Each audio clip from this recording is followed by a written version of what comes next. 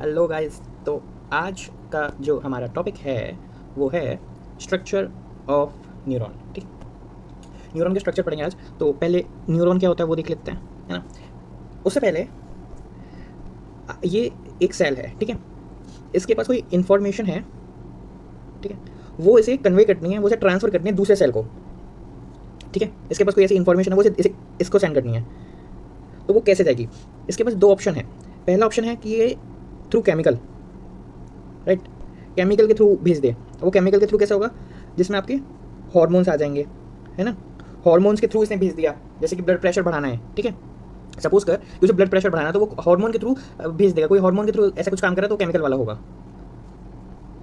ठीक है। अच्छा, ये इसका पहला चीज़। दूसरा इसके पास क्या है सेल के पास? दूसरा इसके पास ये चीज़ हो सकती है कि ये इलेक्ट्रिकल इम्पल्स के थ्रू अपना मैसेज कन्वे करे और अपना मैसेज सेंड करे। ये इसके पास कोई मैसेज है, इसने इलेक्ट्रिकल इंपल्स के थ्रू भेजा है, ठीक है। तो ये ज़्यादातर न्यूरॉन्स में देखने को मिलता है, ठीक है। अच्छा, ये जो इस सेल है जिसने इलेक्ट्रिकल इंपल्स भेजा, ये भी स्पेसिफिक सेल्स होते हैं। हर सेल ऐसा इलेक्ट्रिकल वाला नहीं भेजता, ठीक है। नाउ, अब ये तो मैंने आपको इसके बारे में बताया कि इलेक्ट्रिकल इंपल्स क्या होते हैं, है ना। केमिकल से भी एक मोड ऑफ ट्रांसपोर्टेशन होता है, इलेक्ट्रिकल से भी एक मोड ऑफ ट्रांसपोर्टेशन होता है। अब बात करते हैं न्यूरॉन की। न्यूरॉन क्या है? एक बेसिक स्ट्रक्चर यूनिट है, फंक्शनल यूनिट है, ठीक है। ये ज़्यादातर ब्रेन एंड स्पाइनल कॉर्ड में देखने को मिलेगी, ठीक है। ब्रेन की जो सेल होते हैं उन्हें न्यूरॉन बोलते हैं बेसिकली, इतनी बात समझ, ठीक है। जैसे कि जो तुम्हारे किडनी था, किडनी में नेफ्रॉन थे, है ना, बेसिक यूनिट। और ऐसे ब्रेन में न्यूरॉन है। पहली चीज़ का ये हो गया पॉइंट। दूसरा पॉइंट तेरा ये गया कि ये जो होता है ये फास्ट होता है।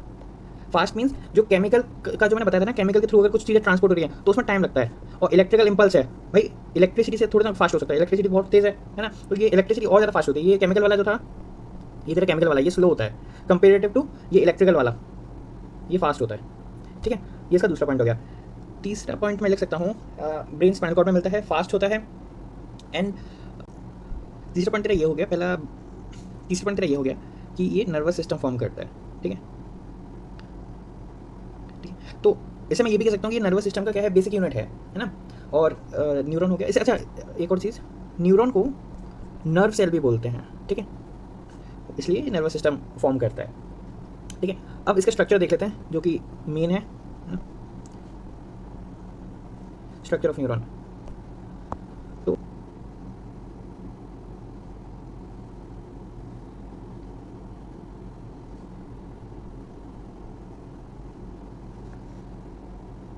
ये पूरा स्ट्रक्चर बन चुका है इसका। और यहाँ पर ये डेंड्राइट्स होते हैं। डेंड्राइट्स में ये ऐसे हेयर लाइक स्ट्रक्चर्स होते हैं जो इलेक्ट्रिकल इम्पल्स को कैरी करते हैं, उन्हें ये अट्रैक्ट करते हैं, उन्हें पकड़ते हैं ये बेसिकली, ठीक है। जो इलेक्ट्रिकल सिग्नल्स होंगे जो दूसरे न्यूरॉन ने भेजे होंगे, या फिर कोई ऐसा ब्रेन या फिर कोई और डिफरेंट बॉडी पार्ट सेल भेजता है, तो इसे उसे ये पकड़ते हैं, ठीक है। नो, हाँ भाई, तो ये तेरा पूरा बन गया न्यूरॉन, ठीक है। यहाँ पर ये सेल्स और होते हैं और बना देते हैं। नाउ, तो अब सबसे पहले हम ये वाला पार्ट देखते हैं जो इसका हेड रीजन हो जाएगा, है ना। ये इसका हेड रीजन हो जाएगा, ये वाला, ठीक है। हेड रीजन को मैंने क्या बोला? ये है आपकी सेल बॉडी, ठीक है। इसे मैंने सेल बॉडी बोला, या इसे मैं सोमा भी बोल सकता हूँ, ठीक है, SOMA। नाउ, ये वाला पार्ट हो गया। देन ये हो गए डेंड्राइट्स, ठीक है। डेंड्राइट्स क्या थे? डेंड्राइट्स बेसिकली ऐसा हेयर लाइक स्ट्रक्चर्स है, ठीक है, जो सिग्नल्स होते हैं अदर न्यूरॉन के या फिर किसी भी सेल के, तो उन्हें ये कलेक्ट करते हैं, ठीक है। इतनी सी बात है। ये डेंड्राइट्स हो गए, हेयर लाइक जो स्ट्रक्चर्स बने हुए हैं। देन इसके बाद आ जाता है तेरा ये वाला, ठीक है। इसे मैं बोल देता हूँ, इसे मैंने बोल दिया एक्सॉन, ठीक है। ये एक लॉन्ग सिलेंडर स्ट्रक्चर है जो बेसिकली जो तेरा सिग्नल आया ना, तो उस सिग्नल को यहाँ से ये कैरी फॉरवर्ड करेगा इधर तक। सिंपल सी बात है, ठीक है। जो भी तेरा सिग्नल है उसे यहाँ से यहाँ कैरी फॉरवर्ड करेगा बस, ठीक है। अच्छा, और फिर उसके बाद यहाँ पर ये आ जाता है, ये जो टेल वाला पार्ट है एक्सॉन न्यूरॉन का, इसे मैंने बोल दिया एक्सॉन टर्मिनल। एक्सॉन टर्मिनल का मतलब ये हो गया कि भाई वो एंड वाला पार्ट है, ठीक है, टर्मिनल है। वेट, मैं टर्मिनल एक और बार लिख देता हूँ। टर्मिनल का पार्ट मीन्स ये हो गया कि भाई वो एंड वाला पार्ट है, ठीक है, टर्मिनल, ठीक है, एक्सॉन टर्मिनल। ना, तो एक्सॉन टर्मिनल देख भाई, सिंपल सी बात है, कोई भी हाँ, कोई भी सिग्नल आया, इधर से डेंड्राइट्स के थ्रू आया न्यूरॉन के अंदर, उसने जो भी सिग्नल था उसने इनपुट किया, अंदर लिया। अब यहाँ से वो इधर आएगा, देन वो एक्सॉन एंडिंग के थ्रू, एक्सॉन टर्मिनल के थ्रू बाहर चले जाएगा दूसरे न्यूरॉन पे या फिर और सेल बॉडी पे, जहाँ पर जाना वहाँ पर चले जाएगा। ठीक है, इतना सा ये था। अच्छा, अब यहाँ पर मैंने एक चीज़ और बनाई है, वो है ये जो दो सेल बनाए हैं मैंने ऊपर, ये क्या है, तो ये बेसिकली माइलिन शीथ होती है। ठीक है, अब ये हर न्यूरॉन में हो भी सकती है, नहीं भी हो सकती है। अगर किसी में नहीं होगी, है ना, तो वो सेल ऐसे दिखेगा, ये मैंने ऐसे डेंड्राइट्स बना दिए। ठीक है, अब ये इसमें माइलिन शीथ नहीं है। ठीक है, तो वो ऐसे दिख रहा है। अगर इसमें माइलिन शीथ होती तो वो ऐसे दिखता। ठीक है, अब यहाँ पर एक और चीज़, ये जैसे मैंने क्या बोला, माइलिन शीथ। ठीक है, कवरिंग है एक तरह से एक्सॉन के ऊपर, ये एक्सॉन था ना। नाउ एक आखिरी चीज़, इन दोनों के बीच में जो एक गैप है, इसे मैंने बोला नोड ऑफ रेनवियर। मैं एक और बात लिख देता हूँ, नोड ऑफ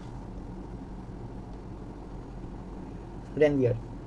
ठीक है, जो इसे वो एग्जामिनर आपसे ये पूछ सकता है कि बिटवीन टू माइलिन शीथ, है ना, कि बिटवीन टू माइलिन क्या होता है, या तो फिर वो तुम्हें डायग्राम बना के ऐसे फिलिप्स में दे देगा, है ना, क्या होता है, या फिर वो आपसे ऐसे ही पूछ लेगा। और जो इसका स्ट्रक्चर है ना, वो सबसे ज़्यादा मतलब बोर्ड्स में तो पूछा जाता है और वैसे नॉर्मल एग्जाम्स में पूछा जाता है ना। तो ये हो गया तुम्हारा node of Ranvier between two myelin sheath, है ना।